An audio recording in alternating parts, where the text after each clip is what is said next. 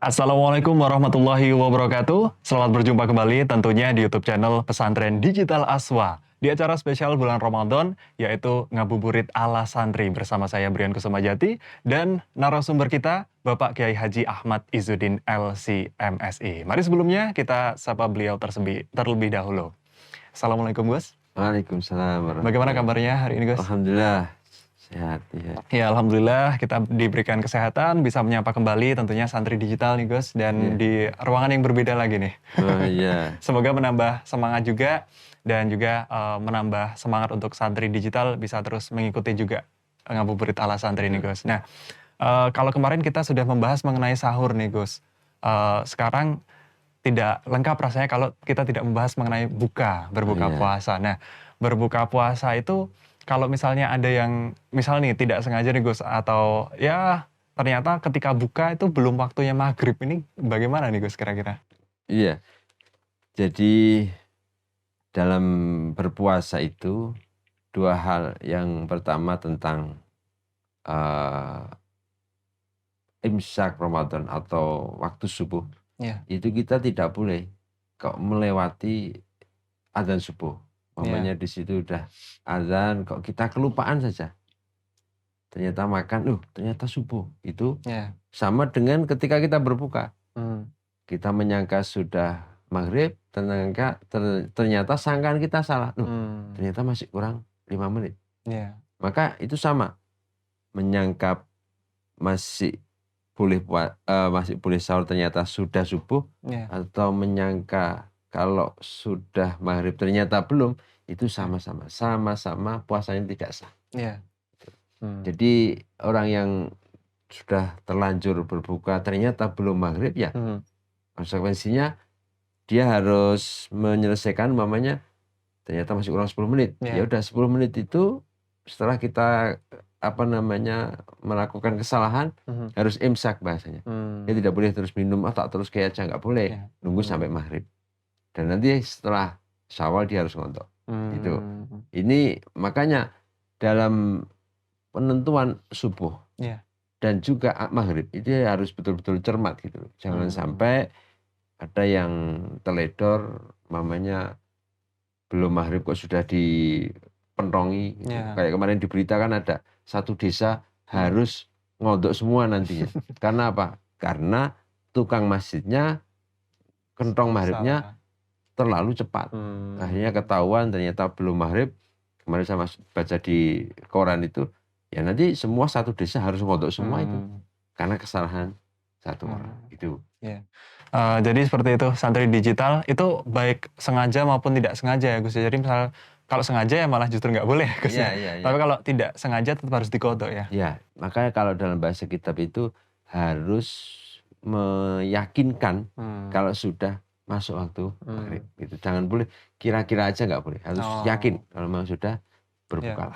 Kalau di tempat kita tuh Gus kan memang mayoritas muslim, kemudian banyak sekali masjid-masjid musola, kemudian kan azannya tuh banyak bergantian Gus. Nah, kita berarti kalau misal waktu maghrib tuh adzan yang pertama didengar berarti itu memang sudah waktu maghrib ya Gus. Tidak misalnya ada orang nih yang, wah saya kalau belum adzan yang masjid ini nih belum berbuka, itu nggak boleh ya Gus, atau seperti apa tuh? Ya saya kira kalau hari ini kita lebih mudah, banyak jadwal sholat, HP kita juga sudah langsung otomatis, HP-nya langsung pinter adzan sendiri gitu. Jadi lebih mudah kalau hari ini. Cuman memang kadang kalau di selain Ramadan masyarakat kita kadang begitu, adzan itu nggak bareng antara satu dengan yang satunya. Nah, ini memang harus dipastikan kalau memang sudah masuk waktu maghrib baru kita boleh berbuka. Gitu. Ya, tapi kalau Ramadan insya Allah serempak ya Gus ya. Insya Allah ya. Nah, ketika berbuka juga ini banyak yang ada pernyataan nih Gus, berbukalah dengan yang manis-manis. Nah, ini mengenai hal tersebut bagaimana nih Gus? Iya. Memang kalau kita merujuk kepada hadis Nabi, di situ disampaikan pertama anjuran untuk berbuka mengkonsumsi kurma yang basah. Itu yang pertama. Kalau tidak nanti cari kurma yang kering. Kalau tidak, yang berikutnya adalah ya udah ambillah seteguk air diminum. Jadi kalau tidak bisa mendapatkan kurma, ya kurma itu macam-macam ya. Kalau ulama mengatakan karena memang kurma itu satu makanan Nabi. Nabi menyukai kurma dan ini maka disunahkan kita ketika berbuka makan kurma. Tetapi juga ada yang memaknai yang lain bahwa kenapa kita harus makan kurma itu karena ini ada rasa manisnya. Rasa manis yang dikonsumsi oleh orang puasa itu akan mempercepat memulihkan energi dan stamina. Ini kalau menurut ilmu kedokteran katanya begitu. Maka yang manis-manis itu kalau dari hadis itu sebenarnya tidak ada dasar mana yang manis-manis itu. Tapi kalau dalam kitab lain ada, dalam Imam Nawawi itu pernah menyampaikan dalam kitabnya bahwa kalau tidak ada tamar ya menggunakan atau berbukalah dengan halawah yang manis-manis. Kemudian baru air. Tapi kalaupun kita merujuk pada hadis yang tenar, yang sering kita dengar bahwa berbukalah dengan kurma, nah kurma itu manis, nah manisnya kurma ini akan memulihkan energi dan stamina itu. Nah, karena kurma itu kadang di tempat kita itu, kalau sekarang mungkin sudah banyak kita temui ya. Kalau beberapa tahun yang lalu kan kita sulit sekali mencari kurma. Kalau tidak ada orang pulang haji itu kayaknya kita nggak ketemu dengan kurma. Maka ya ada benarnya. Akhirnya orang kita bikin yang manis-manis, ada es buah, ada cola, ada. Itu karena memang orang kita itu memang cerdas-cerdas gitu loh, kreatif gitu loh. Bikinnya itu macam-macam, mencarinya itu nggak yang manis ya, bikin yang manis sendiri dengan cola, dengan. Tapi memang anjuran untuk menggunakan atau berbuka dengan yang manis secara jelas memang tidak ada dasarnya, tetapi ya kecuali Nabi dengan kurma dan manfaatnya besar, maka tidak ada salahnya kita ya. Kalau tidak ada, menggunakan atau mengkonsumsi air. Ya. Jadi memang yang disunahkan mengkonsumsi kurma atau setidaknya seteguk air itu ya Gus ya. Itu yang diutamakan ketika kita berbuka. Nah, kemudian ketika berbuka kan tentunya kita kalau misal kalangan sekarang ya Gus itu biasanya memiliki menu berbuka yang macam-macam. Biasanya kita memang setiap orang berbeda-beda. Nah, itu apakah hanya cukup ketika nanti berbuka itu kurma dan juga air itu atau diutamakan makan dulu? Nah, ini kira-kira seperti apa nih Gus? Makan atau berbuka seperti itu terlebih dahulu? Iya, makan dulu apa sholat dulu gitu ya? Ya. Ya, kalau untuk itu saya kira sebetulnya di tempat kita itu sudah ya monggo-monggo saja lah. Kalau dia yang pasti di tempat kita itu sebenarnya berbuka dulu baru sholat. Kalau yang kita ketemui di tempat kita ya. Cuman kadang ada yang berbukanya pakai kurma dan snack-snack, makanan kecil, kemudian sholat, habis itu makan. Ada yang berbuka itu ya langsung minum, makan, nah baru sholat. Saya kira itu pilihan, silakan. Mau makan dulu nggak apa-apa, asal nanti di belakang waktunya tidak mepet untuk melakukan ibadah sholat.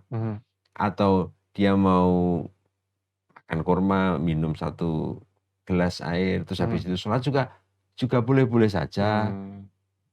Ketika apa ya? Ketika memang itu tidak mengganggu sholatnya. Karena kalau kita sholat, terus ingat makanan itu juga nggak baik gitu. Tapi kalau makan dulu akhirnya terus nanti sambil ngerokok umpamanya ngobrol terus kelamaan sampai habis waktunya itu juga tidak baik. Saya kira yang banyak dilakukan oleh masyarakat kita itu ya berbuka kemudian sholat. Cuman berbukanya itu ada yang porsi kecil, ada yang porsi besar. Dan memang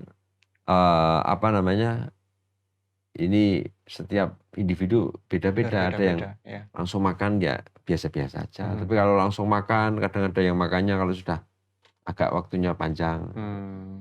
Ada yang malah kalau mau buka harus nunggu habis tarawih itu juga. Ya itu kan orangnya macam-macam. Ya.